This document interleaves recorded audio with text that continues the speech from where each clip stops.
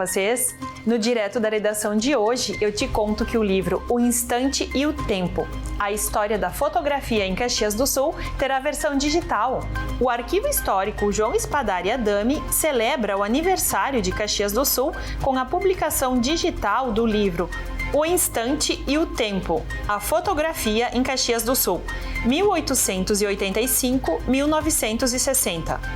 Para visualizar a versão digital, acesse a plataforma de pesquisa online do Arquivo Histórico Municipal, no endereço que aparece na tela. Lançado em 2016, o livro faz referência à produção fotográfica na cidade, sintetizando a vida e obra dos fotógrafos que atuaram no período. A obra é resultado do trabalho desenvolvido pelo Arquivo Histórico Municipal ao longo dos anos. E já que estamos em clima de comemoração pelo aniversário de Caxias, tem trilha contando a história industrial da cidade. Vem que eu te conto!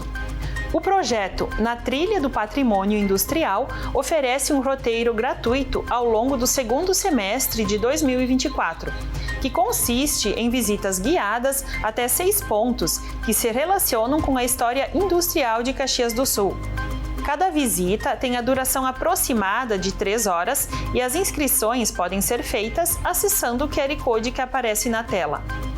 O objetivo é oferecer aos participantes uma imersão completa na importância desses locais para o desenvolvimento da região.